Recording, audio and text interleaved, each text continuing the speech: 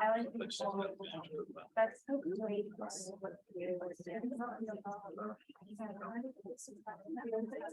Yeah.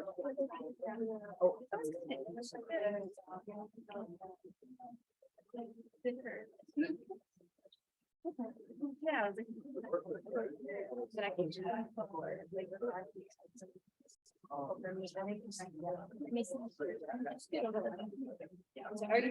nope. Oh my God.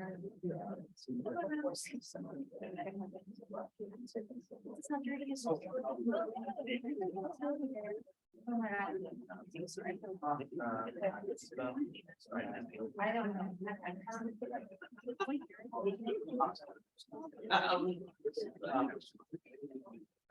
I'm the same way, so that's why I need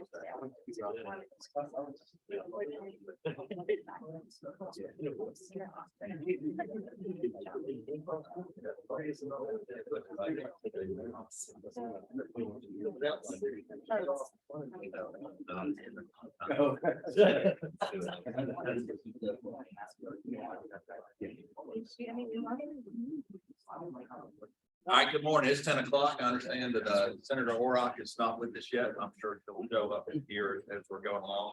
I want to go ahead and get started right at 10 because we do have a noon hard stop. Welcome, everybody. Glad y'all can be here today. I'm Mike Dugan. I'm the senator for the 30th district. I represent Carroll, Douglas, Paulding, and Haralson County, so just west of the plant. And we'll start right here with Senator Payne. I'm Senator Chuck Payne. I represent the 54th district of Georgia, which is Whitfield, Murray, and Gordon County. And it's an honor to be here. So what committee did you chair? I also chair education and youth. I'm Billy Hickman, district from fourth district, which 1123 will be all of Evans, all of Cameron, all of Bullock, all of Effingham, about 30,000 people. Okay. I'm Blake Tillery. I represent 11 counties in Southeast Georgia: Telfair, Wheeler, Troopland, Montgomery, Toombs, Tatnall, Long, Liberty, Wayne, Jeff Davis, Appling. There's one I left off. And you chair what? Chair appropriations. Okay, so any questions y'all have is to these two gentlemen on the like I said, Senator Orrock will be here, I'm sure, here in a little bit. So we're gonna go ahead and get started. Mr. Cooper, it's not a meeting without you doing a presentation. I guess you're gonna come up and talk to them this time. It's nice. We've done several of these, and every time you put it up, the arrangement is different. So yeah, kind of looks like.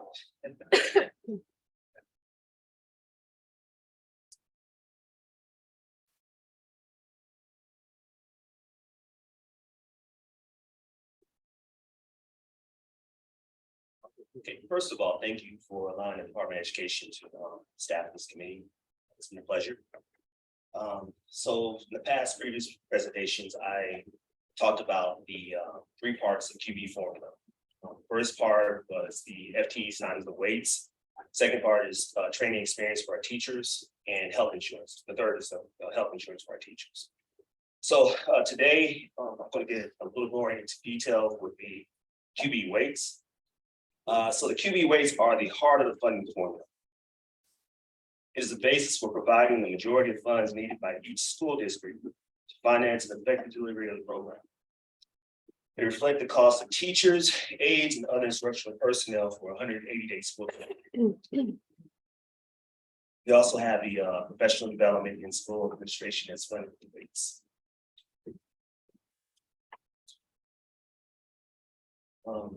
So QB weights are different education programs that cost different amounts according to the needs of the student.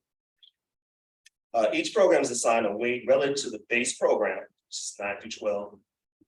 And there have been several changes in the QB program, but the last change was in 2000 when several categorical QB programs were created.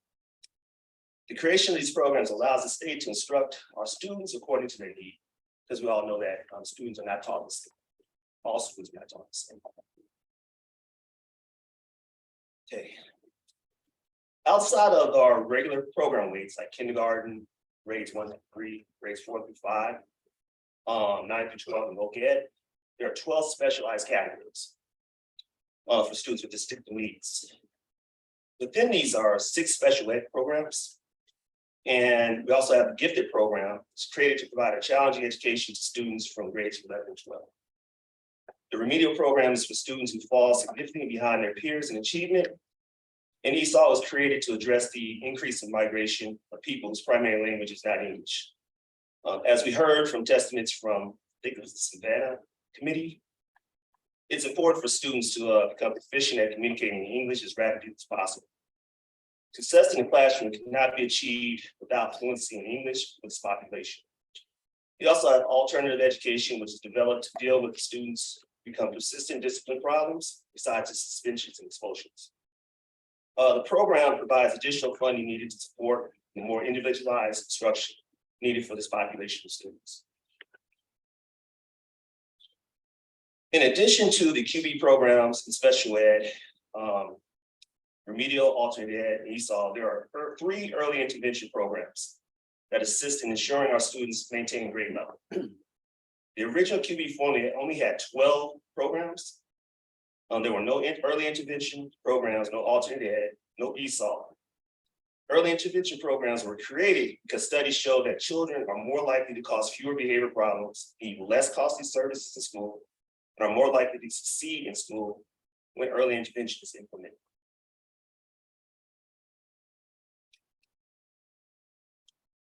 So programs and weight, the base program, as I mentioned earlier, was the grade through 9. This was chosen as the base weight because it required the least number of specialized personnel and services. The weights are heavier for other instructional categories for 2 main reasons. One is class size, and the other is personnel needed for kindergartners and subject specialists.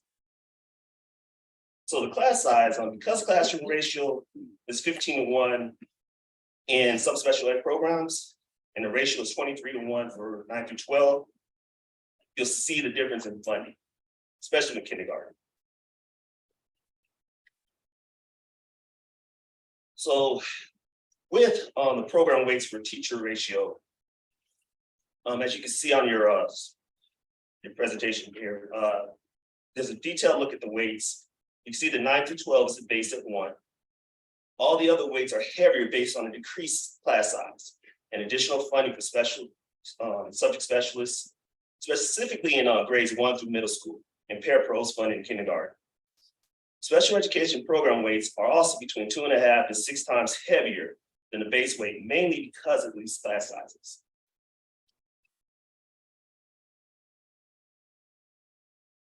So the class size ratio for all special ed programs are less than half of the base size of 23.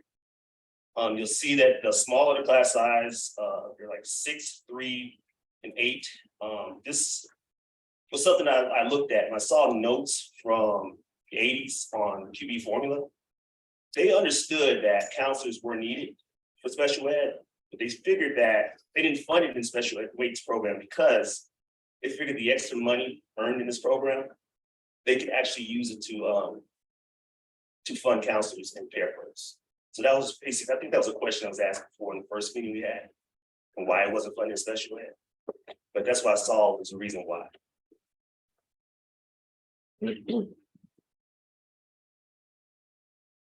Okay, within a QB program weights, we have 2 types of funding. There are direct instructional costs, which make up the teacher salaries, and indirect instructional costs. Direct instructional costs make up 85% of QB funding or earnings. Direct instructions include teachers, costs for instructional materials and equipment. These are all needs inside of the classroom.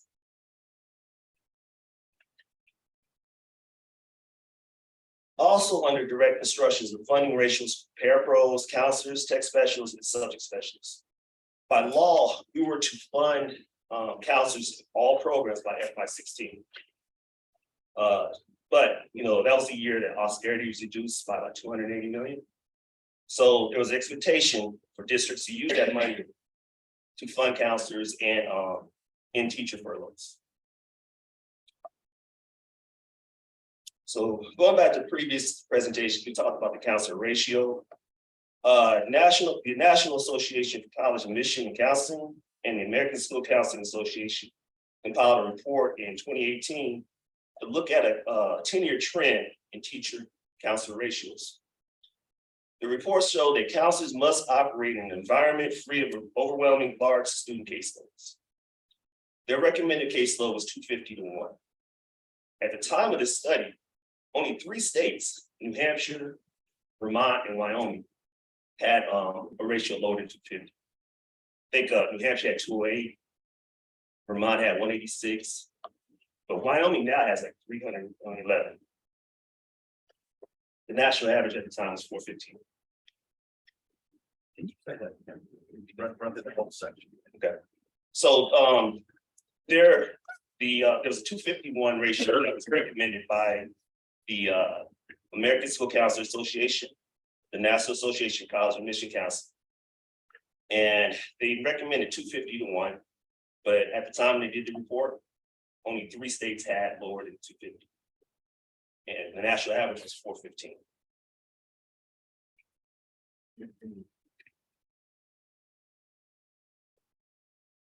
So that was in 2018. I don't know. That was the last time I saw a report on counselors. Yes. But we don't want to be average. Right. We need to be better than that. Yes. That's I agree.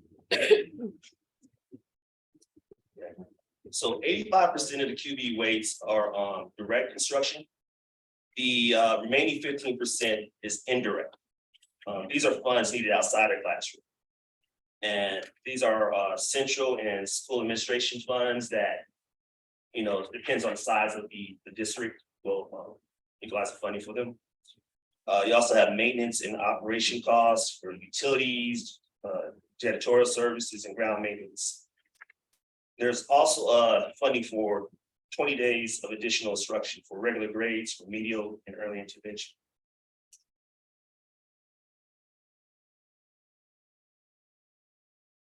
The funding for indirect instruction has been pretty consistent over the years. You can kind of see the funding there. There was a recommendation for the psychology ratio to be reduced from 2475 to 2420. That has not been done. There's also additional funding for 20 days, extras, about $32 per FTE for additional days. And this is only going towards the regular grades, early intervention, and remedial programs.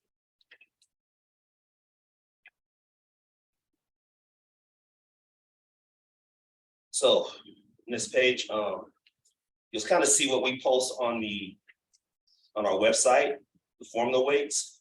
It's a detail of how direct and indirect funds are earned within each QB program. So again, direct instructional costs includes teachers, subject specialists, counselors, and tech specialists, while indirect costs include central admin, school admin earnings. Parapros were also placed in the kindergarten programs to reduce the ratio of students to adults in the classroom. And subject specialists were placed in the grades 1 through 8 to address relevant student competencies, as well as to provide time for classroom teachers to attend non-teaching duties. And at the bottom of this page, you can actually see at the bottom of this page, you can actually see the amount per program and how the differences are. And at the very top where the teacher ratios are, those pretty much determine the cost of the program. So we take the base teacher salary and divide that into the class size.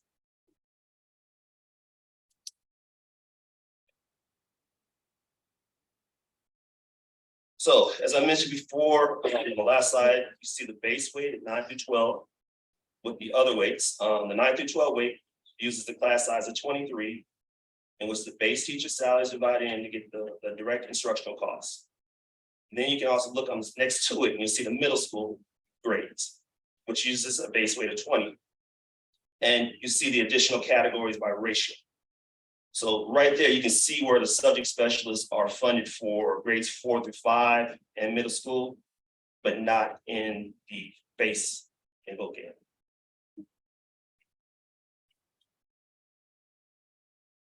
Special ed weights. So before QB, there was as many as 17 different categories of handicapped students.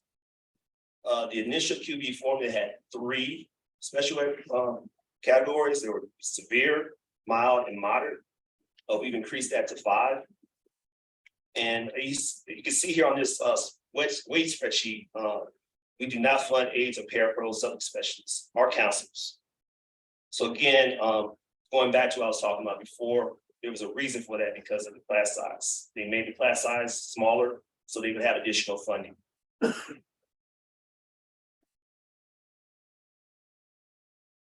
The other special ed I'd like to mention, funding that we provide is for itinerant and supplemental speech. Those are outside of the QB formula, but we fund them at a 1/3 weight for these special ed programs that they apply to, but it's not included in the QB formula. It's outside of the base formula. So the next page, you have the final 4 QB program weights. Gifted, remedial, alternate ed, and ESOL. So in FY16, we're required by law to include counselor funding in gifted and remedial. However, this is also subject to appropriations.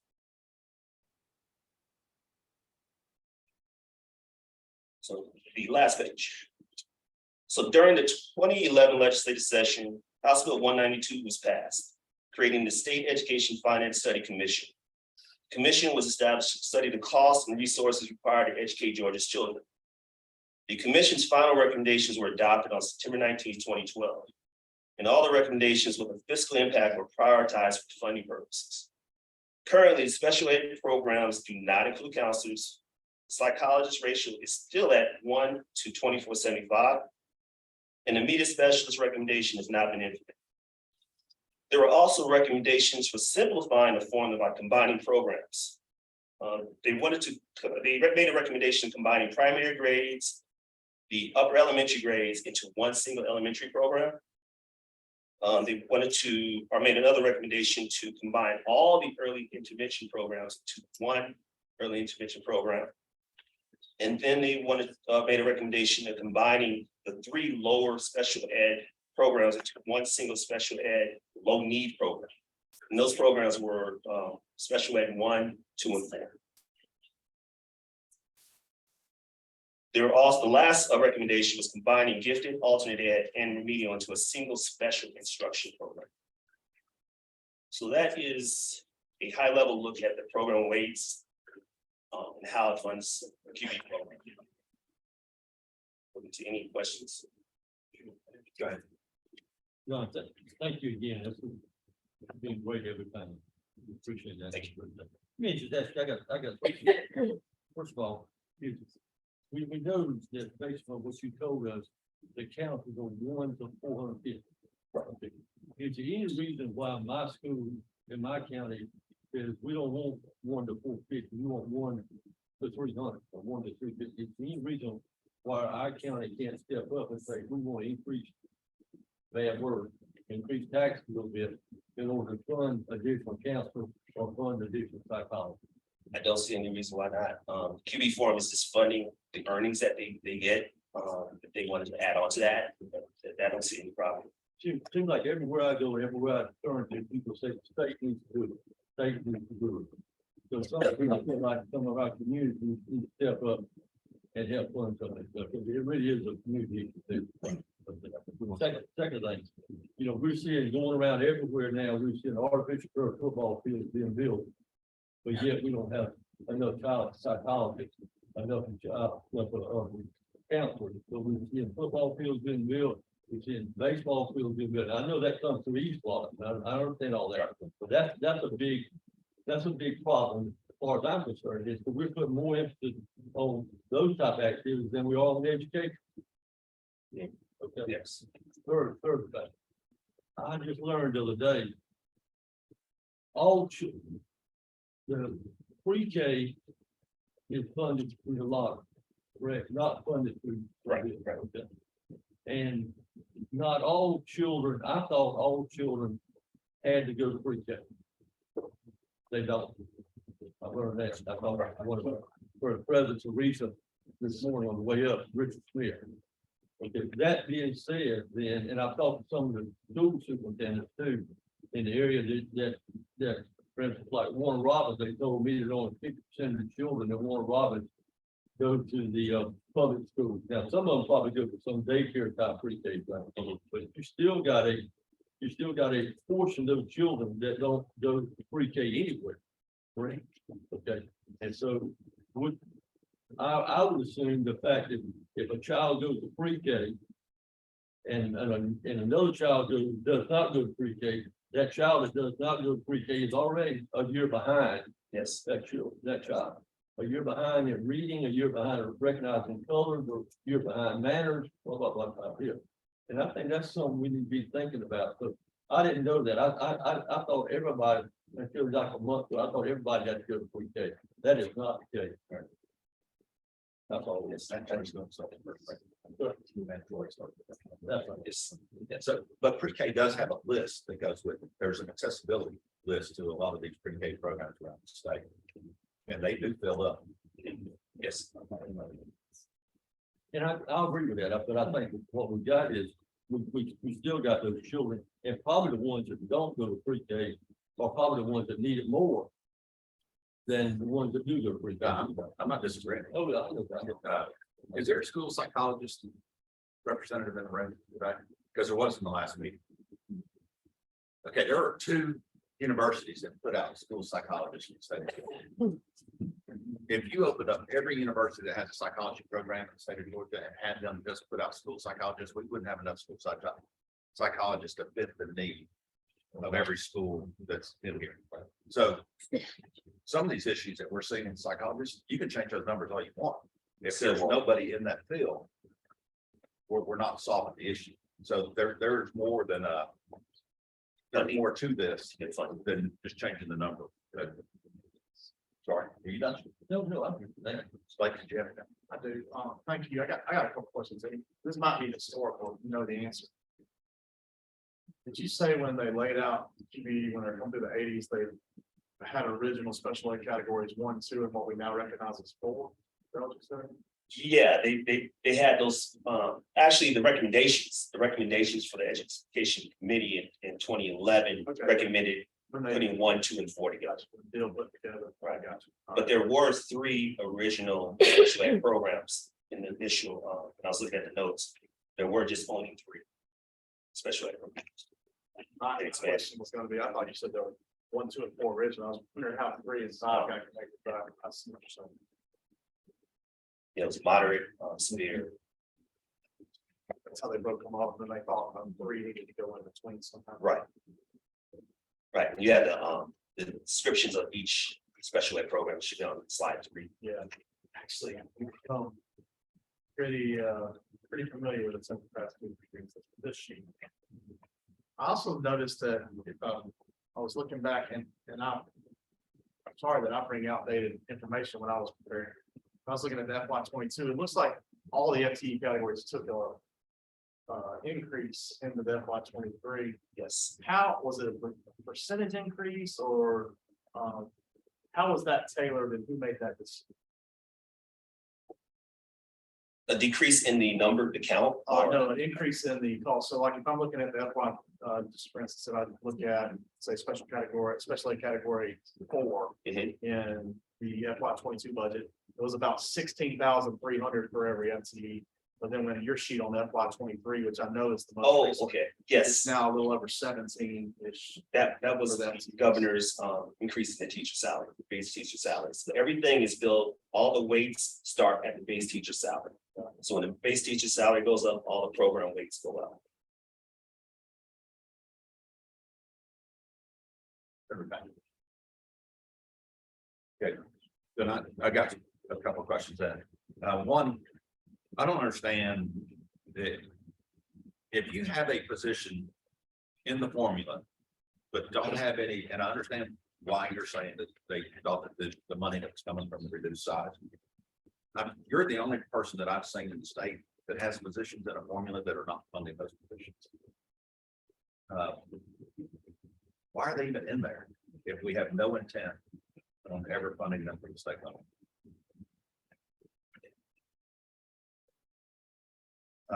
that just kind of jumped out at me. And the second one, on your last one here, the state education finance recommendation. Yes. Add those up, what would the cost be if we accepted all that? The cost for, was ratio for going down. So if we did 250 to 1, it'd be 264 million additional fund. If we did 350, it'd be 188 million. Now the psychologist, it's like a 40-cent difference. I think it's $19.02 now, so it'll go up to like $19.46. But when you multiply the FTEs times that, it does significantly change the dollar. But like you said, you know, there's no psychologist, it doesn't matter. Funding.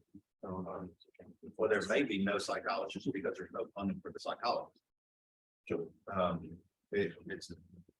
it's like a thing I saw the other day. I ordered a chicken and an egg on Amazon. I'll let you know. Think about that for a second.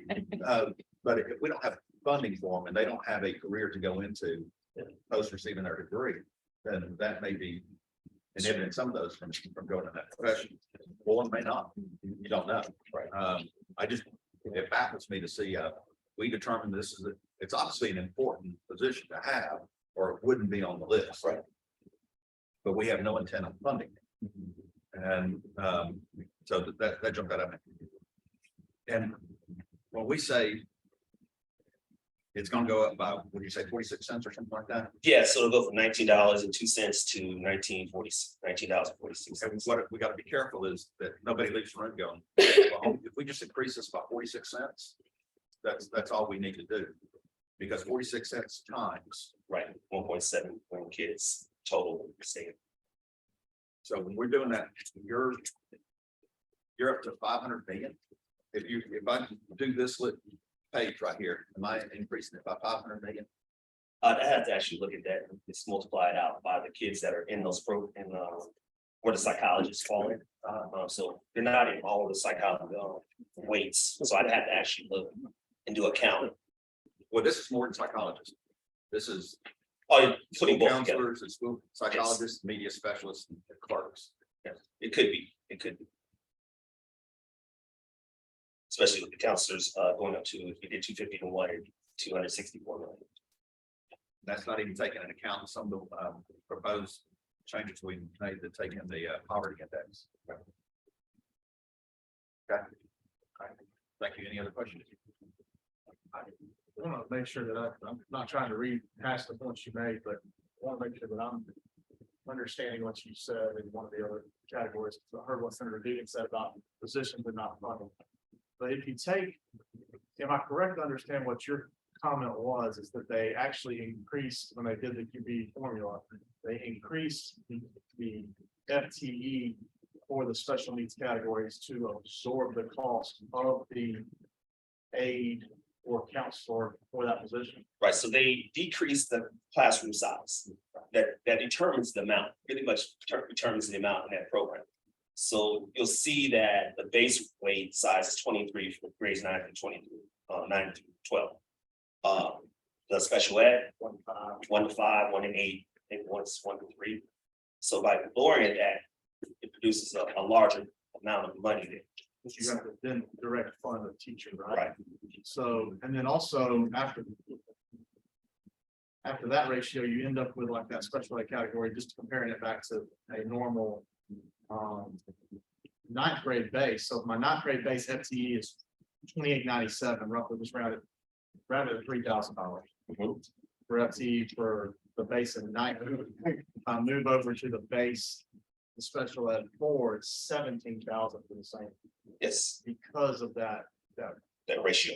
ratio change and the increases that in that category specifically. Yes. Right. So 6 times the amount. That's all they have to do. Well, I understand what you're saying. I have an issue with hope that, not hope, the scholarship, but hope that if we reduce and they have a bucket of money, we hope that they're going to use that increase in money to fund a counselor who's not funded any other way. Because that would be the way I see that, that would just be salary. That would not be all the other areas. If it's that important, why are we not codifying So you would rather to break down the 17,000 and line out of that out restricted in the special ed board category. I can guarantee you that there's somebody out there that's gonna look at this and go, they're not even funded. And so that's on the state to fund that. And if we in our wisdom have determined that they should be funded, and it should be this portion of the reduced class size with that increased funding that's going to them. It should be annotated in here, so it's clear to all the school systems going through. This is, it's not the intent. It's the form. Right. Understand. Any other questions? Thank you, John. You always Thank did a you. great job. I appreciate it. You're getting really, really good at that. Couple more committees. You'll do it. Next up, we have Lisa Morgan, the president of the Georgia Association of Educators. Thanks for being here today. Thank you. And we are on schedule. What's up with this? Yeah. Mr. Chairman, members of the committee, my name is Lisa Morgan. I'm president of the Georgia Association of Educators, the state's oldest and preeminent organization of educators in the state. When I say educators, I mean not only classroom teachers, but also paraprofessionals, school bus drivers, cafeteria workers, custodians, administrative personnel. Any professional staff that comes in contact with the 1.8 million students in our public schools. Our members are your constituents, living and working in all 159 counties in our state. Most importantly, I am a kindergarten teacher. I've also taught pre-K and first grade for more than 21 years. When educators speak, we speak as the experts on public education. We know what we're talking about because we know what works in our classrooms and what doesn't work.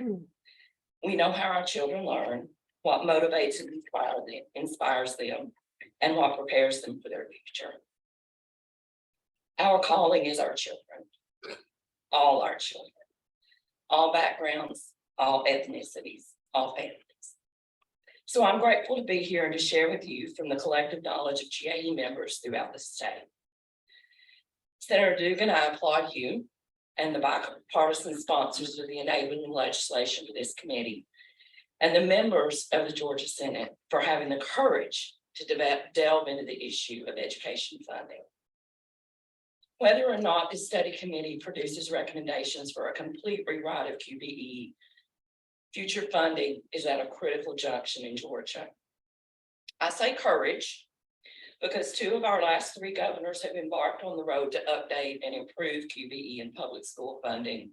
And as we just heard, neither of those efforts fully succeeded. The current funding mechanisms relying on state, federal, and local resources is fraught with inequities and antiquated assumptions. It must be addressed now.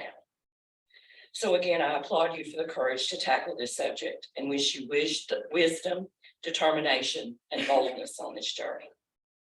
Let me start by addressing funding inequities. The Constitution of the state of Georgia requires the Georgia General Assembly provide for an adequate public education and that such provisions shall be a primary obligation of the state. And of course, we have the quality basic education funding formula, QBE. It is a shame that our standards are so low. Adequate, basic. We fail our kids with such low standards. The truth is, current funding levels for our schools are not adequate. We speak of fully funding QBE as if that is some remarkable achievement, but it's not. Fully funding QBE only means that we have the lowest level of funding that we think keeps our school doors open. It is not aspirational. Adequate and basic are not synonyms for quality or excellent or life-changing. And the truly sad news is that this minimum level of funding has only been achieved 3 times in the past 20 years. In that period, more than 11 billion has been cut from public education in Georgia. Funding that we will never see and that our students suffer still for having been taken away. Yet we say, hooray, we fully funded QBE. Basic and adequate are not to be congratulated. Basic and adequate will not produce quality schools we all desire and will not prepare exceptional kids for an exceptional future. Basic and adequate is failure. And while we congratulate ourselves on fully funding QBE, we attack our public education system as a failure. I would suggest if our schools are indeed failing, it is because you have not invested in them. You have not given educators and students the resources they need to exceed. For some, the solution to failing schools is to spend billions of taxpayer dollars to fund private schools, vouchers, or taxpayer-paid private school tuition subsidies. Just this year, we saw an unconscionable plan to spend $11 billion over 10 years to fund tax breaks for donors to private schools. Money that could have been used, should have been used to improve our public schools. Each year, we appropriate more and more to fund private school tuition subsidies with no limits on how much taxpayers will pay for their neighbors' kids' private school tuition. No doubt voucher proponents will be back asking for more tax dollars from hardworking Georgians to fund private schools through a program that has no accountability or transparency for parents, students, or taxpayers. We could instead fully fund broadband access for students in every county in this state. Provide funding for school districts with a high number of students living in poverty. We could provide additional financial support for school districts with little in the way of local property tax base to give them the resources they need. We could establish permanent school nutrition programs. We could dramatically increase the number of school counselors in our schools. Currently, one counselor for every 450 students. We could also increase the number of school psychologists and social workers. These important support professionals often serve multiple schools or even an entire district. We could invest to upgrade our aging fleet of school buses around the state and provide the cost to maintain them. We could provide educators with a meaningful and competitive wage that addresses the growing and urgent shortage of education professionals. The truth is, educators are learning less today than they did in 1999 when adjusted for inflation. We could and should provide annual cost of living adjustments for educators.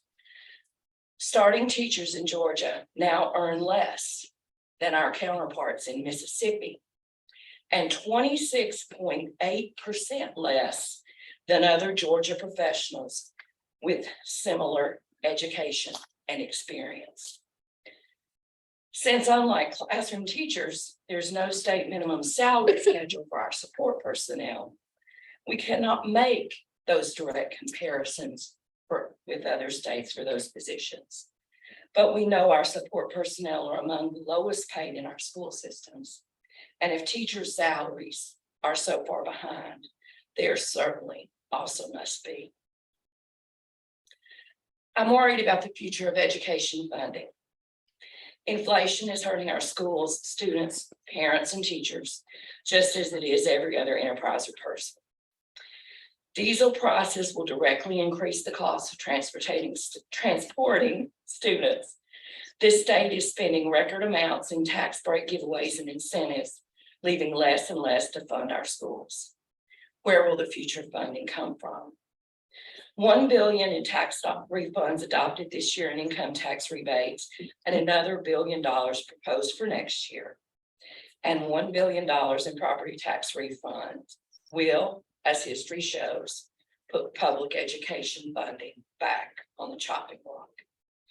When federal COVID aid evaporates and in leaner financial years, public education takes a huge hit. The history is clear. Do not let that happen again. Finally, I want to draw your attention to school district waivers and charter school systems, which allow school systems to ignore almost any law you and the General Assembly pass in the guise of flexibility. That's right. Local school districts have veto power over the legislature and can choose not to follow almost any law in Title 20 of the Georgia Code pertaining to public education. For example, there are laws passed by the General Assembly and signed by the governor that set a maximum number of students in our classrooms. But local districts don't have to follow this law. They merely ask the unelected state board for a waiver. All waiver requests are granted, none are denied.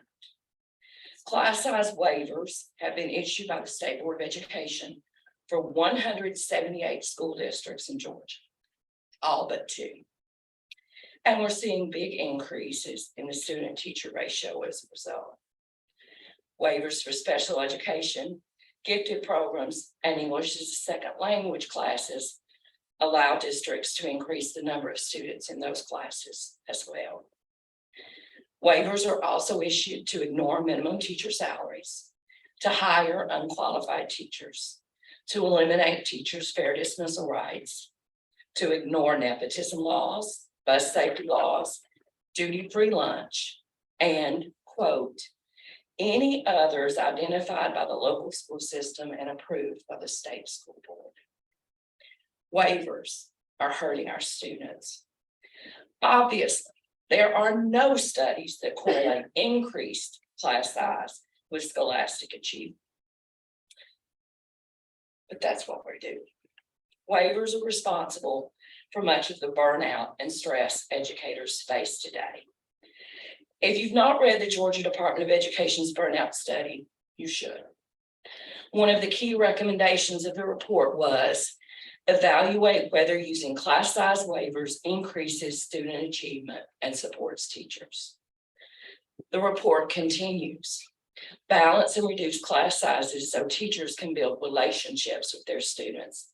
Specifically, teachers need additional support and lower class sizes to meet the individual needs of students. The burnout report also states, increase the funding, talent pipeline, and hiring of support staff, such as counselors, school nurses, school psychologists, media specialists, social workers, paraprofessionals, etc., to assist teachers with addressing student needs.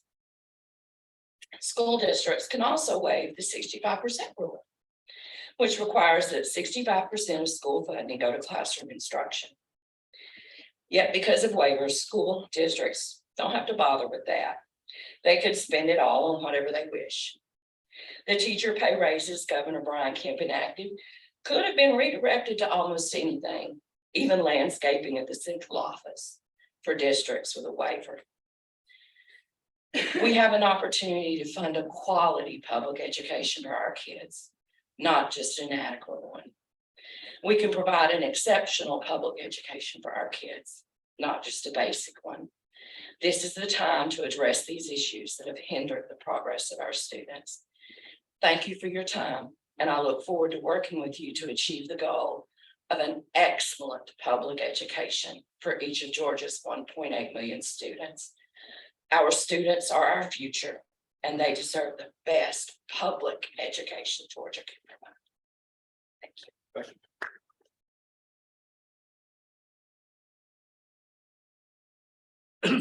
And I think you addressed it in the point that you talked about. Give me, I know we see in our area, turnover of teachers about 30 years. Mhm. Give me what would you think is the top three big reasons why teachers are getting out of it? And I'm not talking about retirement, I'm talking about 5 years going through it. Why are people not getting into this? The number one reason is I would say it's the deprofessionalism of education. When I started speaking, I said, we're the experts in our classroom. We're the experts on our students, and our voice is not being heard. We have more paperwork, more mandates, and less time to actually plan and instruct students. Educators, I know, 4 out of 5 of my planning days was taken up with some kind of meeting. So I had 45 minutes each day to plan for teaching my children. And 4 out of 5 of those days I was instead in a meeting. So one day a week, I had that planning time. Non-instructional duties are imposed on educators so much more than they have been in the past. I have heard from educators around the state, it is not the children. That's not why educators are leaving. It's the non-instructional demands. It's the lack of planning time. It's the increased class sizes. And it's the inability to spend our time doing what we were called to do, and that's teaching our children. And what is the tip for teacher time and the time they get to school, do they leave in the afternoon? Depending on if you are a morning person or a night person. Most teachers would spend an additional 1 to 2 hours a day in their classrooms. One of the reasons we spend so much time either before school starts or after school starts is again because that planning time that we are supposed to have has been taken up by other things. I will tell you, Mr. Scott, wonderful custodian in my school, his routine was when he finished his work, he would come down to my classroom and sit down in a chair and say, Miss Morgan, I'm ready to go home. Are you ready for me to walk you out? And I was not alone in that. It happens in every school across the state every day. Thank you on your expertise a little bit. Have you seen anything in the delivery of education? Obviously, over your tenure change. What do you think has changed for the positive? Or what are you seeing among your members in the delivery of education? I don't know if it's technical, if it's you tell me if it's technology or something else. What's been positive you think's been helpful over your tenure? Focusing on instruction that we know works and trying to not, in education, we always talk about that there's a pendulum. And if you're here and 5 years from now, it's going to swing here. I feel like we are now focusing on instructional methods and materials that do work and are effective. And we're trying to eliminate the reading wars, the math wars, and try to focus on giving our children what they need without that pendulum swinging back and forth. Can you tell us a little bit about that? I'm sorry, I don't know, the reading wars and math wars. The reading wars, we had the whole language and phonics, and you had that battle between how we should teach. Math, we had the whole Common Core. And it was people's opinions. And we are actually now looking at research-based instructional methods. That Going back to what you were doing before, or are you sticking with what's it showing? in some areas, we're doing some things we've done before, but we're doing new things as well. In math, for example, we're really focusing on conceptual development. Not just that our students know these are the steps you take to solve the problem, but that they know why this is the way you do it. And the example I gave when we were first going with the Georgia Performance Standards in Math, I always asked even the teachers, how do you divide fractions? And everybody says you flip the second number and multiply. And my question to them was, why? Why do you do that? Because that's the way my teacher taught me to do it. But we don't understand the concept that when you divide by a piece less than 1, you are going to get a larger number because that piece is less than 1. And when children understand that, then if they understand the concept behind what you're doing, then if they forget, these are the specific steps my teacher taught me, they can go back and arrive at a solution.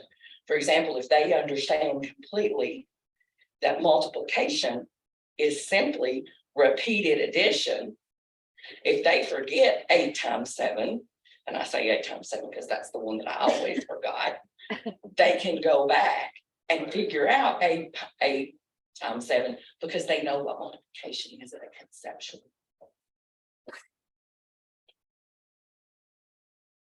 Good. Thank you for being here. And you referenced teachers burnout report. Yes. Who did that report? The State Department of Education did that report, and we are going to send you a copy of my comments, and it is linked in there. And it came out this past spring, and the State Teacher of the Year convened a group that included all of the Teacher of the Year finalists and other educators. GIE was fortunate to have an educator serve on that panel. They were all classroom teachers, and the results, I think if you read it, there was nothing in the report that I had not heard from teachers all across the state.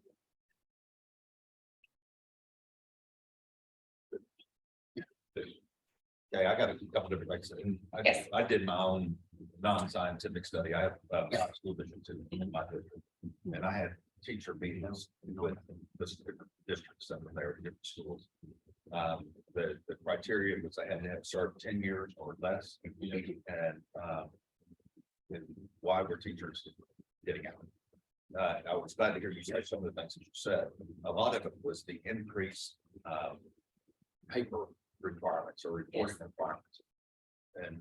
But a lot of that was from programs that the school put in for to generate additional revenues from other pockets that they knew on the front side that there was a reporting requirement to because those people that they're getting money from also have a report. Right. And so I understood that. I understood that the another issue was that parents calling them at all hours of the evening, they don't find talking to them. So at some point, you say, turn off the phone. And a lot of them are doing that. That don't ring them. There was, and I'm glad you got to that when you were asking the question specifically, because in several of these conversations we've been having, that has not been the reasons that have been alluded to. There have been other things. And some of this, I'm just going to make sure that we're clear on. We are not going to do a complete rewrite. That is not going to happen. I think that we made that clear on the first meeting. We're trying to take a formula that came out in the 80s and make it pertinent to 2020 and beyond. Because there are things within education, facets of education that didn't even exist in the 80s. My understanding is all 180 school districts around the state have broadband capacity. The issue is not the schools. The issue is leaving the school. And we've been working on that for 8 years. And I think that you've noticed that there have been massive improvements on expanding broadband. But we don't have a workforce to lay. I have been, and it's a problem across our state. It's a problem for those communities. It's not just broadband. One of the things that many of our districts did with the COVID relief money was they had wireless hotspots for students. They didn't have internet at home. But I promise you, I have been in areas of this state where there's no cell signal, so those are things, those rural students, as Senator Hickman said, those students who aren't able to go to pre-K have a disadvantage. And our students that don't have access at home to that cell signal, that broadband, it is disadvantaging them when they enter our classrooms. Don't disagree. That's why we're working on it so hard. Unfortunately, that it's nowhere in the committee formula and it won't be anytime soon. I think part of the issue with pre-K is some of the families that are not sending their kids to pre-K don't understand the benefit of their kids going through. And that's something that we as a state need to do a better job of encouraging, to showing the benefits and helping them get from point A to point B. So that's it. For anybody in there that knows me, I hate absolutes.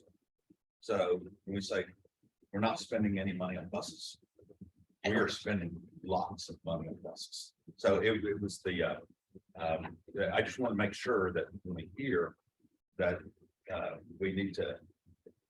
Senator Tillery, come off the top of your head, I'm putting you on spot again. How much should we put on buses? Like, Why'd you ask me the dollars? You had asked me the number of buses. I Okay. told you, I remember 2 years ago when we put in over three, I want to say it was the vote was, it was equivalent to the vote. I know that seems really funny, but I remember the vote of the Senate's budget was the same as the number of if you had a zero, same as the number of the buses we had. I think it was about 540 or 560 that you're adding back there.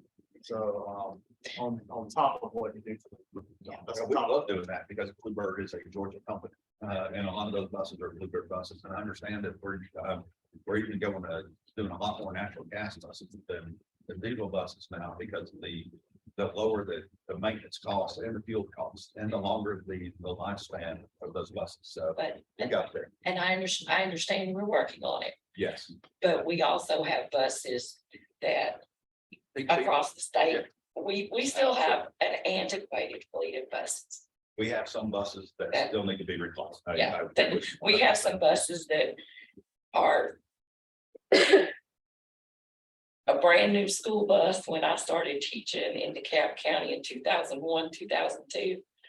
So that bus is now 20 years old and it still pulls up to my school every single day. And that's unfortunate because I remember DeKalb being the leading school Yeah. district in the state. And unfortunately, it's not that same reputation anymore. And we got to be careful with the property tax when you understand why the property tax rebate is going on. Is to keep people from losing their homes. And the only reason I'm saying that is because I'm on another study committee too, which is how do we help the unsheltered homeless? And this issue has come up as why some of those people are now unsheltered homeless. So we are all interconnected with these things. Yes, it is. And those students, those families that are unsheltered, and in many cases, they live in long-term hotels. They then are our students. Yeah, that's not So- unsheltered. Unsheltered is the one that's living up under the bridge. Right. And the last thing that I would say, and it's amazing how in a few years, the point of view on something changes. 5 years ago, 6 years ago, there was a bill.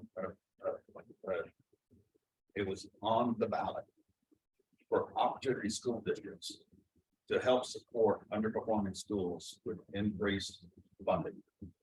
I remember different entities, some are here within the room, that came out strongly against having a statewide directed opportunity school district because the school systems would not have the flexibility that they wanted to have to control their own thing.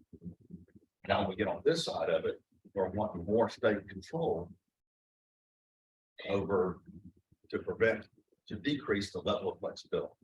Our organization was adamantly opposed to the Opportunity School District. That's why I brought it up. And that was not about funding. That was because the Opportunity School District was going to allow this state to take over the individual schools. My school happened to have been one of the ones on that list. We could never figure out why, because we were at that point a brand new school that had only been in existence for 1 year. Our opposition to the waivers is not opposition to flexibility. It is opposition to flexibility being used to not follow state guidelines. For example, we heard earlier today that high school 9 through 12, the QBE is based on a class size of 23.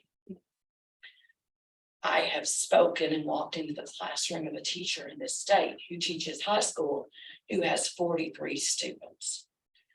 I personally, in kindergarten, the class size is 18 for a teacher by themselves. I had 28 on 2 occasions.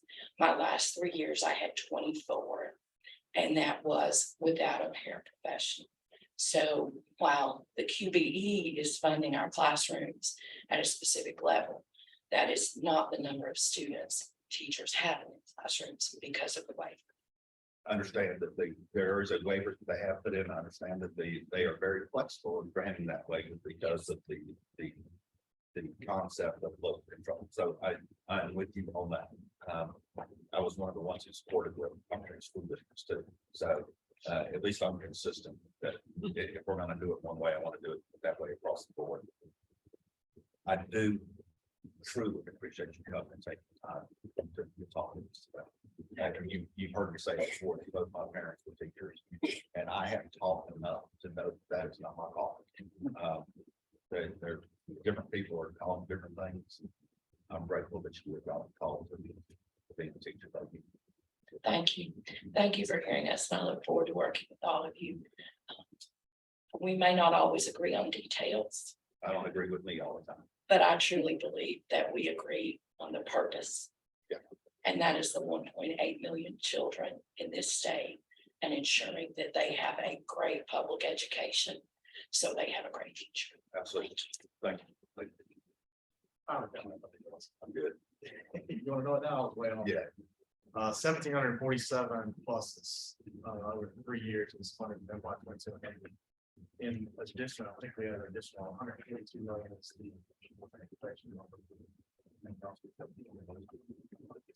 said FY that's yeah, there's you can find that if you guys are looking for it yourself, you can look on the Senate Budgets website. They've got all the budgets and the amended budgets posted. And literally, I keep it as a home tab on my iPad just to get back to. Harder to search on your iPad. All right, we got the, I understand that we have people that have signed up to speak today. A lot of y'all are from the same organization or same entity. We are gonna go 3 minutes per speaker. Because remember what I said at the beginning of this thing. And if I tell y'all 3 minutes, understand you're gonna go for it. It's like. So the first one up here is Mason G.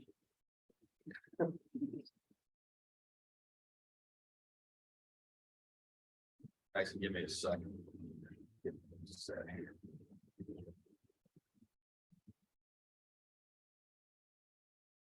All right, buddy.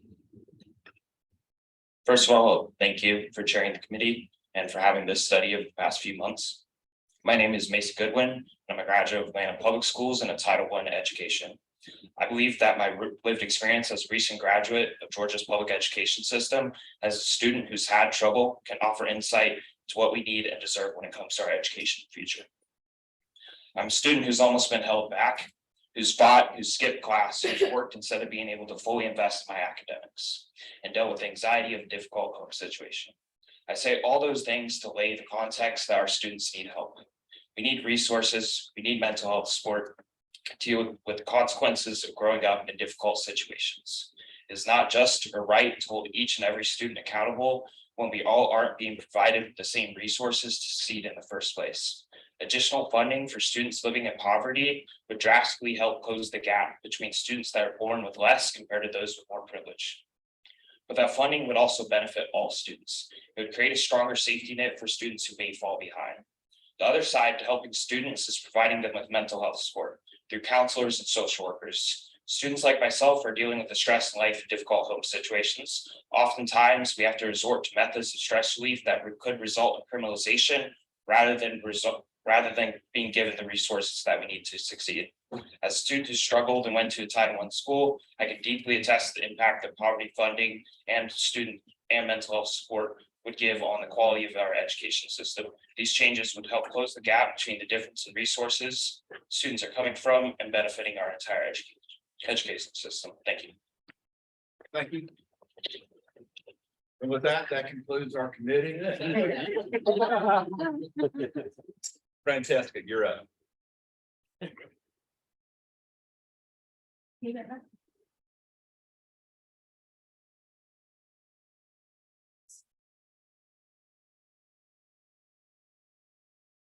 Hi, my name is Francesca Ruth. Thank you for having me. In May, I graduated from 13 years of Atlanta Public Schools. I went to Midtown High School, formerly Grady High School. It's a flagship school for kids from all economic backgrounds from across the city. And as you might expect, we had a wide range of personal experiences. The CDC says that 1 in 5 kids have a mental, emotional, or behavioral disorder, and that only 20% get adequate treatment.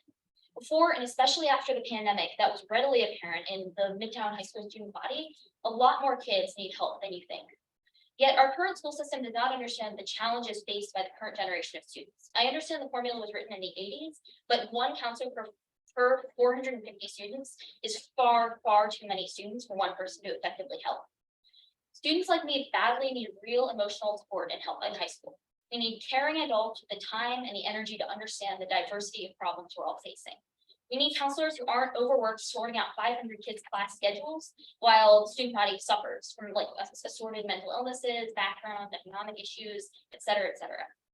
The turnover at my high school was basically a current revolving door of counselors, and it didn't provide any stability whatsoever for any support to happen at all. Senator Dugan, a significant part of the reason there might not be enough psychologists is because students and potential counselors see it as like a hellish profession, a hellish, undesirable profession that needs to be left ASAP. All the counselors at my high school left as soon as possible, and I think it's justified. They're fleeing the field was justified because it wasn't a good job to have. If we prioritize their time and their pay, I guarantee there would be less of an issue finding counselors. I understand that the formula was written in the 80s. A lot of things have changed since then. Mental health has become a much bigger issue among students. The 1 in 450 ratio can be more thoughtfully reconsidered and lowered to reflect the needs of students today. In 2015, I believe more counselor funding was added to like and to the English as a second language and to the disability programs, and that was a step forward. That's excellent. There needs to be an overall reevaluation of how Georgia serves the mental health of its students. My request is pretty simple. I think we need to lower the ratio and please allow for the hiring of more counselors. Georgia students are the future. We are the future. We are going to be the people who run this country, and our mental health needs to be okay by the time we're adults. So please consider lowering the funding ratio, and thank you very much. Thank you. I feel like I'm gonna spoken word here. So is it Gina? Gina, when you come up, I want you to do what I should have Mason and Francesca do. Tell me who you're representing. You're representing the Georgia. So we're all from Georgia Youth Justice Coalition. So that would be, when you say all, you're talking about Mason, Francesca, you and Isabel. Yes, yeah. That's it. Okay, thank you. Okay. So good afternoon. My name is Zena. I'm a 3rd-year student studying here at UGA. 1/3 of Athens' population is made up of students like me. Another 1/3 is made up of long-term residents that work for a university, not professors or college deans, but essential low-income workers that keep the university running. The average household income here in Athens is around $39,000. If you make a 15-minute drive west to Oconee County, the average household income is $95,000, because that is where professors, deans, and those with higher income positions at the university do live. Because the local 5 mil share is included in the QBE formula, that 50K difference in household income plays an enormous role in school funding. That's why Athens Park County public schools are consistently underfunded compared to Oconee County schools. It's scenarios like these that the QE formula does not take into account without an opportunity weight. Earlier this year, a rural Georgia researcher assessed that without Metro Atlanta, Georgia ranks next to last in education. And that's not to say that Atlanta is this perfect haven that's keeping the state together. Atlanta actually has the highest income inequality in the entire nation. What we have right now is a couple of well-funded schools that are blinding us to the enormous amount of deeply underfunded schools. Because of this, I don't think adding an opportunity weight is unreasonable. In fact, I believe it's necessary. I want to sincerely urge the committee to reform the funding formula so that it reflects for the 37 years of progress that we've made since it was last reformed, and also addresses the new problems that we've run into since then. Thank you. Thank you. Gina, you get bonus points for doing it that way. And just as an aside, I grew up in University Heights and went to Barnett Shoals Elementary. My siblings both went to Park City. So I'm a little familiar with that. We have Isabel. Is it Issa or Isa?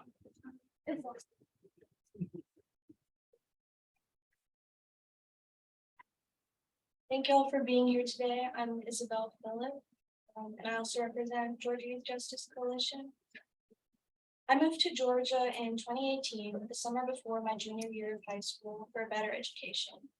Previously, I attended an underfunded Title I school that was on the verge of being taken over by the state due to how low our test scores were. My parents moved near Alpharetta High School because they knew that my two younger brothers and I would have a better shot at a well-funded school, even though they knew we couldn't afford to buy a house in that area. Instead, we moved to an apartment complex near the school. Still, rent continued to rise alongside housing costs. The year after I graduated from Alpharetta High, my parents decided to move out of the district because they couldn't keep working enough hours to keep paying rent or buy a home there. My youngest brother shouldn't have lost the chance to go to one of the best schools in Georgia and shouldn't have been taken away from teachers he loved solely because of their neighborhood. He and his current classmates should have the same as any other kid growing up in any other district, regardless of their parents' income and ability to afford to live in a district with highly ranked schools. My brother's middle school in Alpharetta had fewer students, yet more counselors, with both math and reading proficiency nearly double what his current school has. Their counselor rate is 696 to 1, while the recommended is 250 to 1, and I believe that is also a worse rate than what the QB formula recommends. The poverty rate is 10 times that of his former school. Still, the students have fewer resources, and it is well documented that students living in poverty need more resources to succeed. Even so, both the schools my brother has been lucky enough to attend are more well-resourced than most schools in Georgia, which should tell you what a disservice we're doing to our children. Georgia's funding formula should consider how poverty impacts students' lives. To not do this will disadvantage thousands of children for the future of this state and this country. And I want to end by thanking the senators because I believe, based on what I've heard, they're very interested in supporting all of our students. Thank you, ma'am. Appreciate you being here. Go back to this. I like that. All right, Nick, rainwater. Nick, are you? I'm not with that organization. Who are you with? I'm not with any sort of organization. You just did. Okay. Yeah. So I'm Nick. I'm a student here at UGA, and I went to Carrollton High School, which is in your district, so I assume you're pretty familiar with it. And I think that Carrollton is a pretty well-funded school. It served me well, and I see all around the state that not every student has the same type of opportunities that I had at Carrollton. And even then, I think that a lot of the services like counselors were very stretched thin. There weren't very many counselors per student. And I do agree with what the speakers before me have said about lowering the ratio of students to counselors or vice versa. But I also want to take a moment to talk about teacher pay. I think teachers are severely underpaid and asked to do way too much based off their salary. And my mom was a teacher at Carrollton Middle School for 30 years. She just retired. And I personally attest to how much work teachers put in. And oftentimes, because of how few counselors there are, they end up acting like counselors in the classroom to, 30 students, 35 students. I personally had classes that were made up of, 35 to 40 students at Carrollton. And that's what I consider to be a more funded school in the state. So I think there's a lot of schools that don't have these opportunities that I had. And teachers also, they're underpaid, and they're also asked to oftentimes buy their own classroom supplies and do all sorts of other things like that. And I think that generally speaking, there is just an issue for public school funding in the state, and also public school funding related to counselors per student ratio. That's all I can say. Both of those are both my kids are Carrollton High School grads. I graduated from Fountain. I'll accept that. Don't hold that against me. What Nick didn't tell you, we're proud of is, both his high school and the high school that I graduated from, both made the state championship in football this year. Now back to QBE. Claire, Claire? And you're with Paige, is that correct? Yes. Okay. And I knew we were gonna have a short period of time, so I have a folder with goodies and treats, and hopefully valuable information. Treats. Yes, well, the college is on, I consider it to be treats. You may not, you may consider it to be bedtime. Well, so Miss Battles back there, treats and tell chocolate. What did I do? Treats, you just said treats. Oh. And I know that you're a chocolate aficionado back there. Oh, it's not that exciting. Unfortunately, I prefer chocolate as well. And I have to say, I am here as a representative of Professional Association of Georgia Educators. And also, since we're talking about Clark County schools, I am a Clark County school parent. I have a daughter who is at Clark Central right now. So we have some affinity. But really what I wanted to speak with you all about today, and yes, want to echo the thanks that many people have shared. Really, thank you for your time and attention to looking at the QBE, as you pointed out. It is a solid framework, it is, but it is closing in on 40 years. And so your willingness to really look at it and look at ways that we can improve it so that it really aligns with the needs of students today, that is incredibly valuable. And I think we all just appreciate the time and attention that you've invested in that. What I wanted to highlight for you all today is feedback that we have gotten from page members across the state on some of the issues that you all are looking at, including school transportation, school counselors, and school safety. We survey our members every year. We do it in the fall, and we ask them about some of the kind of big picture issues like around teacher pipeline, but also on some of the emerging issues. And we ask them about those 3 issues this year. 5,641 of our members participated this year. 72 school districts, as well as state schools and state commission charters. So I really think that our survey data really does reflect kind of lived experiences of teachers and students in the classroom. And again, this happened this fall, so it's very timely data. And just a few, you've got a PowerPoint presentation if you want to go through that, as well as the executive summary of that report in your folder. I can send you the full report if you want to read all of the pages.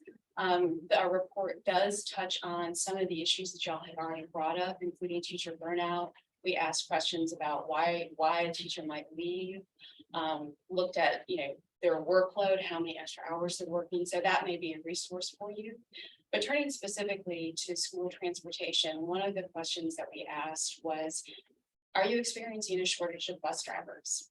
And unsurprisingly, you all have heard this, 72% of our teachers said yes, their districts are experiencing a shortage. And that is confirmed, Georgia Partnership for Excellence in Education survey district leaders. Oh no, it's in there. Anyway, please, our educators highlighted the real challenges that, gaps in transportation funding is having, looking at students arriving late to school, disrupted learning, increased behavioral problems because of problems on buses. The school counselor ratio, that has been highlighted.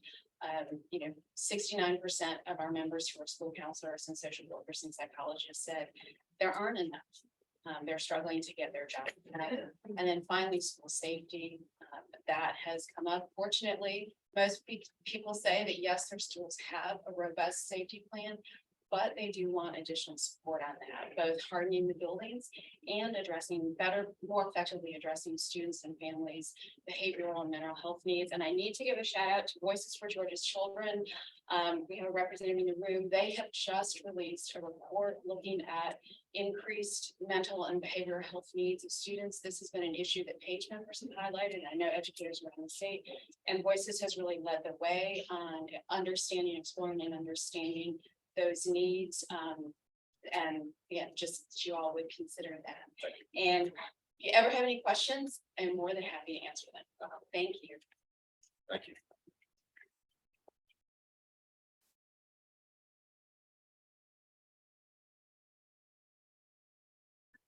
So, not to go too far off schedule here. There is school hardening money available. So just Yes. if they don't know that, the issue that I'm saying more is helping support the funding for school resource officers. Well, it's one of the big, yes, so the state has provided some really helpful grants in recent years, which have, because definitely made a difference. Our interest in having, there's not a consistent funding source. And so we'd be interested in, can there be a consistent funding source that has flexibility? One of the things that our members reflected, some of them really focused on gaps in the physical safety. So clearly they see a need there, but others really highlighted, we don't have the training to identify kids at risk of harm, self-harm or harming others. And again, additional mental health support, so that there will be some consistent funding to help schools meet those needs. Absolutely.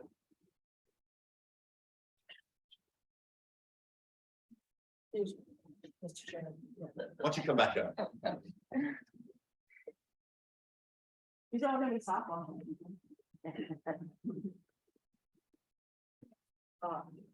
Thanks for this information. It's pretty fulsome.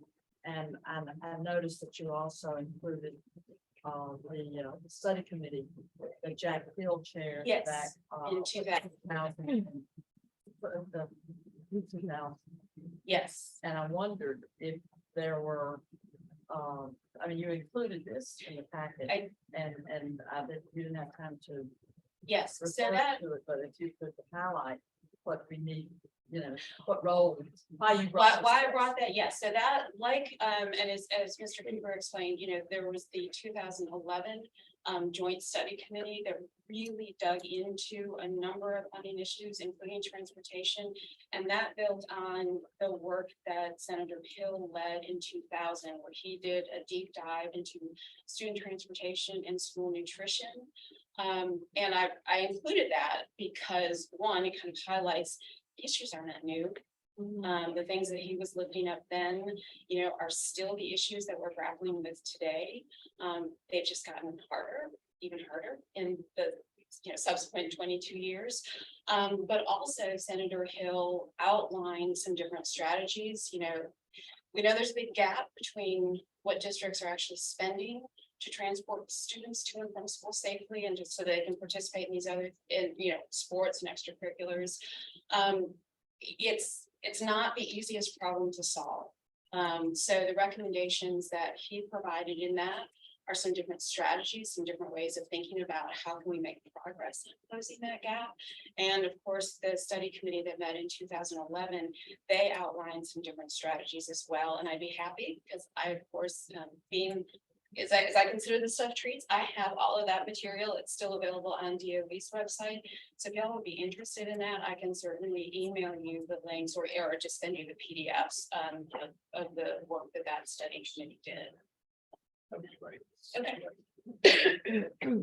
Any other questions?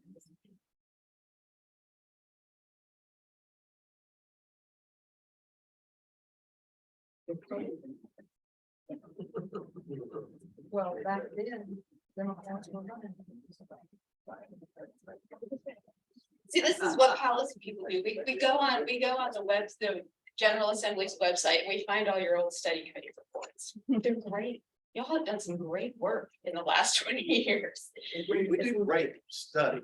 Yes, Implementation is a little. that is a little harder. Yes, and for rallying everyone across the finish line and supporting that's hard. Now later digging that. Thank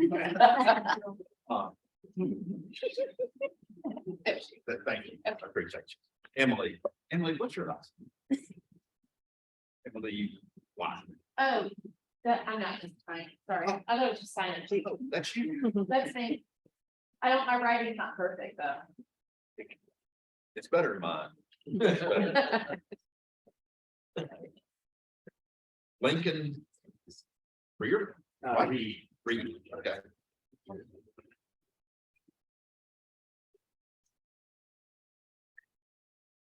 And I feel pretty important right now. I know I'm on time limit, so I'm trying not to take up too much time. My name is Lincoln Reed. I go to the University of West Georgia, and I'm representing West Georgia 3 areas. for a student organization, and I would like to do my personal testimony. So I went to Alexander High School, which is of Douglas County, and I had the pleasure of meeting the guidance of someone named First Sergeant Arnold. Now, First Sergeant Arnold, so great guy. He taught me the value of professionalism, discipline, appearance, and most of all, he taught me to never give up. He told me that your body should give up before your mind does. And that has really stuck with me throughout my life, and I believe it is shaped the man you see today. However, not everyone has such the fortunate to have such guidance. There's a great friend named George. Now, George was a first generation American that came from an impoverished background. His father was a smuggler and wound up dead. His mother had to raise him and 4 other children. This is of course, very unstable environment, and didn't really lead to a self-developing around.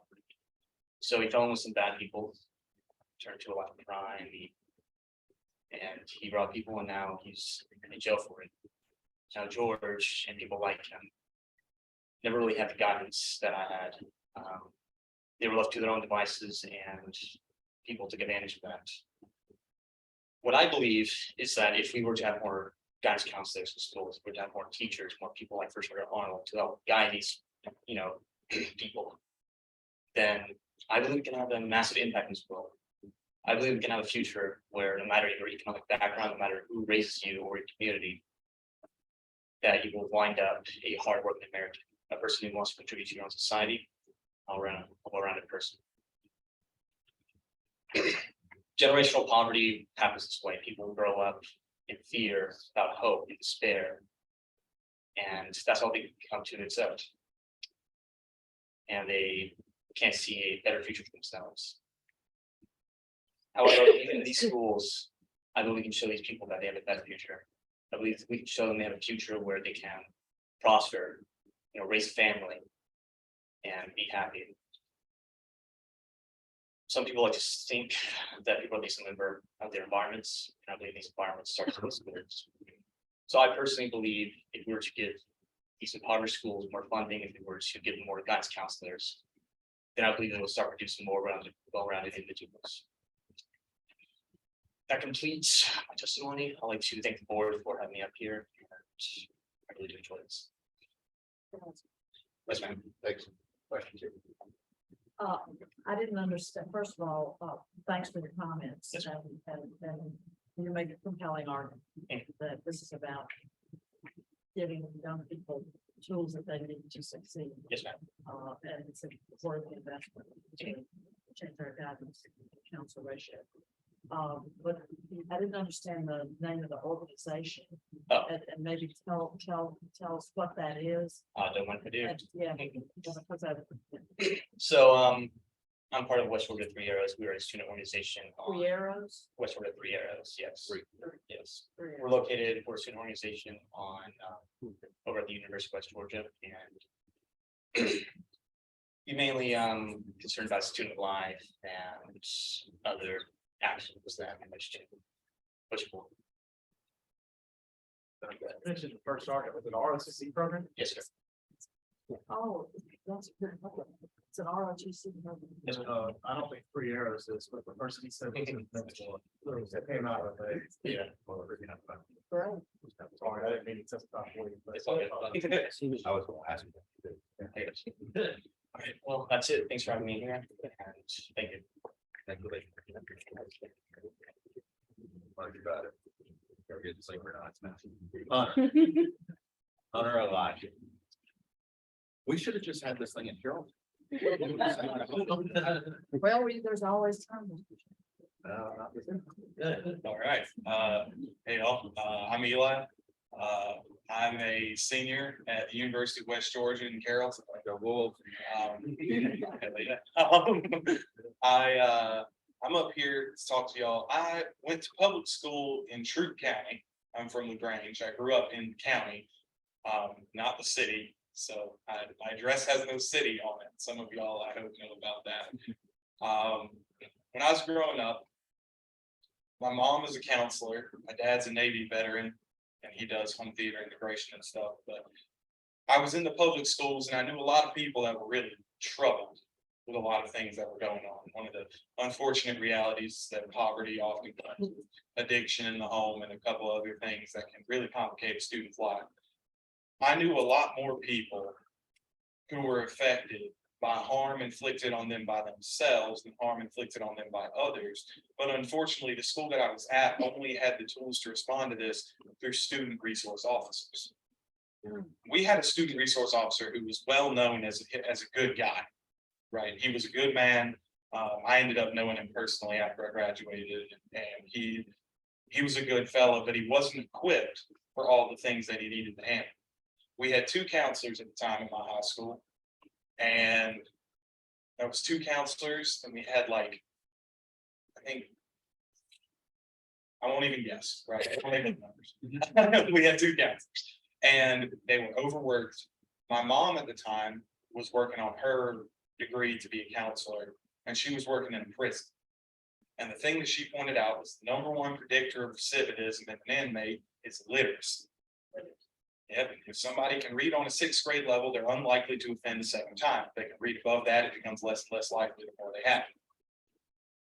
Now, we have tons of stuff for student resource officers, and then we have less for counselors. You don't have to, as I do, affirm the 4 gospels to understand that something's wrong there. You can affirm the 4 gospels of arithmetic, addition, multiplication, subtraction, and division, to know that it don't add up. There is. You're ready to get back up here. There is something wrong with an approach that can only respond to a crisis rather than preempt it, rather than being able to pull something from track. Now, I live in West Georgia. I will live in West Georgia as long as I can. I got to go somewhere else for seminary, and then I'm coming right back to bother y'all again. I love it here. When I was a kid growing up here, I told people I loved it here, and people made fun of me. They said, "Why do you?" And even now, all the time somebody will make fun of the way I sound, I have to say, "Okay, well, I'm sorry, I sound like I'm from where I'm from." I love it here, and I want this to be someplace where people come home to, rather than somewhere where they just grew up. And that's going to start with us being able to get into these schools and really give a guiding hand. Thanks. I nailed it.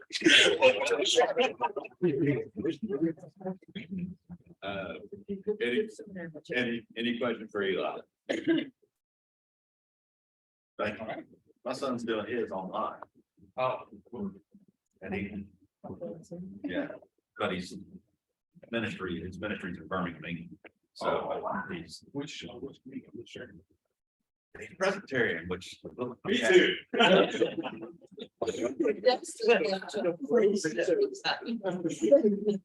Well, as long as he's good, because I'm Catholic, so I forgive him. Great. Hey, come on. And then Alex, you're on deck. I feel like we should ask Eli to give us a little Sunday morning since we're all here. Instead of a church. I'm Gretchen Walton. I know I've met a number of you. I am the Compliance, Legal, and Legislative Affairs Officer for Cobb County School District. So I lead the work in all of those fields. I also led a Title I high school for 10 years. And before that was at another school in Cobb. And then before that was in Gwinnett. It's my 23rd year in the district. So I am a proud public educator. I also have 4 kids, and 3 of them went to grad and 2 others are still in school. So I'm also a public ed mom. I came specifically to, well, first, thank you. Y'all's time, I know it's not always everyone's favorite thing to talk about public education. And so as lawmakers, thank you for investing your time and your energy. There are certainly other more, I don't know the word, cherished roles and topics by the public, but it is so important for our kids. I'm here specifically to talk about GNETs, the Georgia Network for Educational Therapeutic Supports. I say that for y'all, I like seeing y'all nod. The students served through GNETs are typically identified under IDEA as having severe emotional behavior disorders. These students have a demonstrated need for the highest levels of therapeutic supports. That's why the T and the S are part of GNETs. Those therapeutic supports address their mental health needs, which often also affect their physical well-being and their ability to be educated. After a conversation this morning, I actually changed everything I was going to say. I would simply ask that you would work directly with local districts to better understand the operational impact of any proposed changes, but particularly to the impact of any change in the methods of GNET's funding. We work really hard to do what's best for our kids. These kids are literally our most vulnerable kids in every district. And we would ask that you have the conversations, not just about the money, but the how and the why. So thank you for your time. I love seeing all the young people. As an educator, it warms my heart. Thank you for everything you do.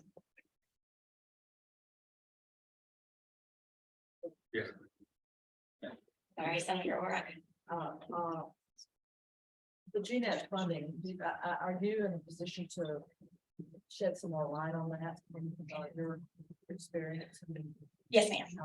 So last year, I have to tailor it though, because special ed and it's actually part of what I do in the legal side too. It's super complicated. From a federal level, the regulations and what teachers have to do to comply are very complicated. GNETs, for us, I can speak very specifically to us. We have a program called Haven. We also, Douglas County and Marietta City Schools are served through our Haven program. I'm going to say what I intended to say, but I think Senator Tillery and I are going to have some more conversations. So I had our CFO do the math of what I understand are the proposed changes. Because right now it's grant funded, GNETs is, and what the talk has been FTE.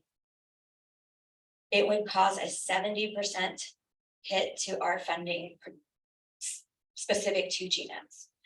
Now, Senator Tillery and I probably need to have a follow-up conversation because I think we may be coming at this different ways, and I certainly would be very, very happy to hear that we misunderstood what was being proposed. But based on what we've been told and what went through last session, right? So I don't know if y'all remember, there was kind of an outcry and a last minute, oh, please don't do that now, with the GNETs funding last session. So we've been very aware of the discussions. We don't have a problem. One of the talks is about going directly to districts versus a flow through. We actually already do that. So clearly it's not a problem for us. RESA serve a lot of GNETs. And so you've got all these districts who are their most vulnerable kids are actually served collectively through a RESA, and that funding goes right to the RESA. So, you know, our concern for us is simply, you know, it's cutting our funding by 70%. For those people, or say for Douglas and Marietta, right? If we're going to have to foot the bill for 70%, we won't be doing that for other districts, obviously. So these are specialized teachers. These are trained and certified behavior therapists. It's special roles. We have assigned social workers to the Haven program. Everyone is trained differently there because you obviously have different needs and have to be able to comply under IDEA. So I can tell you so much more. I will gladly meet with you. I'll make sure you have my card before I leave. And as you understand it, if I'm hearing you correctly, what you think is going to be proposed with the KID program, 70% cut to resources. Yes, ma'am. And what would that look like on the ground? Well, on the ground, we are better positioned than most to make sure that we continue serving kids as they need to be served. So my district on the ground, it will take resources from someplace else. For us, it's about we go from about $2.5 million dollars from the state to about 735. So thinking that $1 million is 10 teachers, right? You have taken out probably 2 grade levels at a particular elementary school. You have taken out an entire subject area at a middle school. I mean, I always try to help people see, like, each $1 million, and when you talk, Senator Hickman, about, the choices that we can make with funding counselors and psychologists, right? You've taken some of the choices away. Because we have to serve the most vulnerable, right? So Gretchen, let me make sure I'm clear. GNETS is not QBE. GNETS is, It is grant funded, yes, sir. It's grant funded currently. so, And the talk is to do it, to change the model yes. to FTE, which is how the rest of QBE. There's also, time and experience, but that's about how it's done. Mr. Cooper would know more than that, I'll let him articulate that, But that's still a budgetary, it's not a QBE. yes, sir. Okay. Yes, sir. I just wanted to make sure I drove here today. We were talking school funding. I wanted people to start talking about it. So it's not another 3 days before the budget's going to pass. People are concerned. Yes. So Okay. putting it on your radar here and now. It is one of our school board's legislative priorities, is to ensure that we sustain the levels of therapeutic support funding for our special education. I was just making sure that the committee here knew that there was a clear and separate explanation in what we were talking about. Yes, sir. And forgive me for muddying the waters, except, you know what? I'm going to take every opportunity I can. This is that important. I've got a filter, we're gonna strain that back out. Well, I'm glad. Thank you for saying what you said, because I hope that DOE and others in the room are listening too. We clearly laid out last year in the budget what was going on and pulled it back out. A lot of times you'll see the center of the house lay out, hey, look, here's where we feel like we have to go based on other situations that are going on, whether it be legal, whether it be experience, whether it be issues going on. We clearly laid that out last year. And I know there's been some discussion, but I've not had a report back yet of where it was, although I believe the budget called for a report back by a certain period of time, and I just haven't seen that yet. So I know there's been some discussions, not throwing you guys under the bus yet, but just saying that if we don't have that report, then the only thing we can fall back on is what we're hearing from others. What we did do in last year's budget, and all of you voted on, by the way, is we took and moved the GNETS formula. We took basically the dollars that were there and we turned them into a QBE item, and it almost matched dollar for dollar to special ed 4, which if you look at special ed 4 that John took and laid out for us earlier, says special ed 4 is for deaf, blind, profoundly mentally disabled, visually impaired, blind, resource hearing impaired, deaf, resource orthopedically disabled, and other health impaired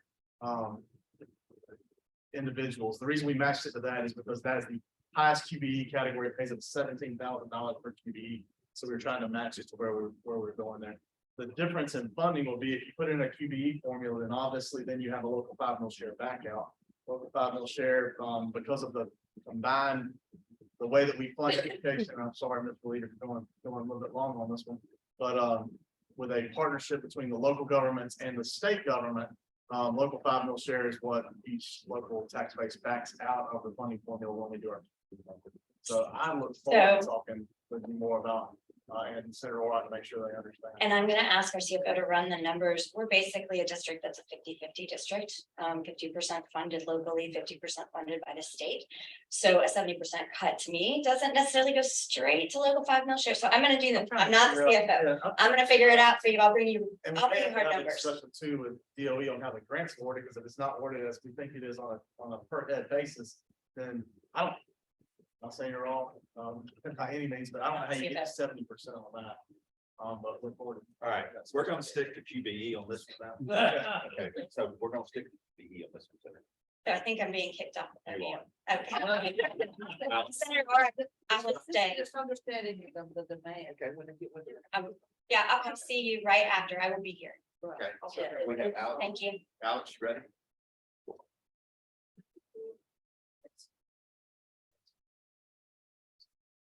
Hello, I'm Alex Ames. I wrote on their no organization, but I am with the Georgia Youth Justice Coalition, and I've actually testified here before. But I'm coming back after a couple months of, while this hearing was happening, meeting also with high school students, current high school students in 28 different counties across Georgia, a total of about 500 students, and really asking them from the perspective of a young person who doesn't have like a degree in policy or isn't a budget expert, but just goes through school every day. What would you want to see change to make your experience better, to help more children not only survive high school, but graduate, and be able to have all the opportunities that they would like. And these were the 4 that we found. The first was definitely counseling. There's a student named Mira who is 17 years old. She goes to Cobb County, and she actually spoke to a bunch of reporters last week alongside some Cobb County school administrators, talking about how when she returned from this pandemic, it took 4 months to get a counselor to meet with her, even though she requested the appointment, just for 30 minutes to talk about, what she was feeling like and what she needed to succeed. The second issue we talked about was poverty. So students Corday and Anna, who both go to Gwinnett and then Hall County schools, even though their school districts look drastically different and have different funding, different demographics, all of that, they still saw similar problems with children in poverty and the schools that serve them. When you have kids in poverty and you have to serve the folks most in need, that money has to come from somewhere. So that money may have gotten diverted via waivers or other means from other things that might be necessary as well. Maybe that's teachers or bus drivers or necessary repairs to the school building. The third was transit. Student Oishi, who's 17 in DeKalb County, and Alexander from Muskogee, both had multiple days that their bus just didn't arrive. Either the bus broke down or the driver wasn't available, and there was no substitute bus driver to fill in that gap. So they ended up having to either walk to school or get their parent to drive them, meaning their parent had to miss work. And the final was teachers. My mother, a chemistry teacher in Fulton County, has 35 kids per class in some of her classes, which means 3 of the students have to sit on lab stools. They don't have desks because the room is full. So finally, when we are talking to all of these students, we know they're not policy experts, but we know that the policy that results in these problems they're experiencing is very solvable through this QBE. And I'm really excited to see real changes come that reflect the urgency that students are experiencing. I would love to see my younger siblings graduate from schools that have these problems solved instead of waiting another 5 or 10 or 30 or 40 years when we know that the solutions are in front of us to change the formula. So I'm very grateful I got to talk to these students and talk to you guys because if another generation of students can graduate and we solve problems like sewage on the floors, mold on the walls, too many kids per class, and not enough services for children in crisis, that would be a wonderful, beautiful thing. So thank you for your time and for looking at this formula. It really means a lot.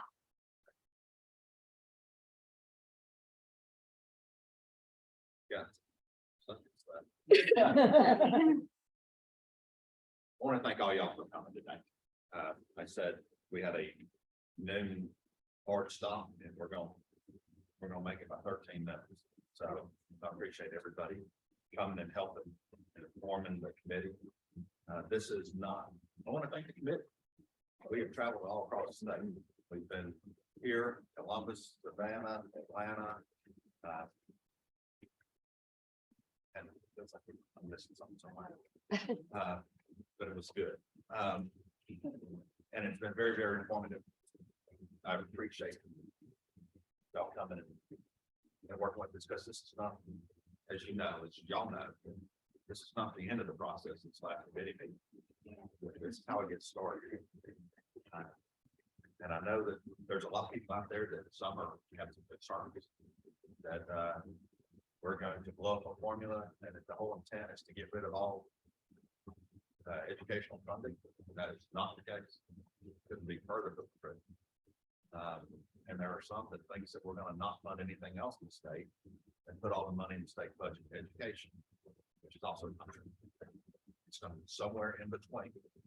But we wanted to have this open so we could get a wide array of ideas on what areas y'all would like to see us address the quickest.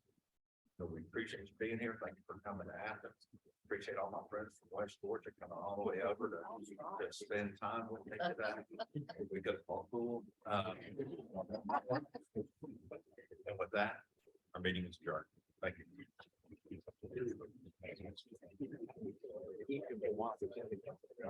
Yeah.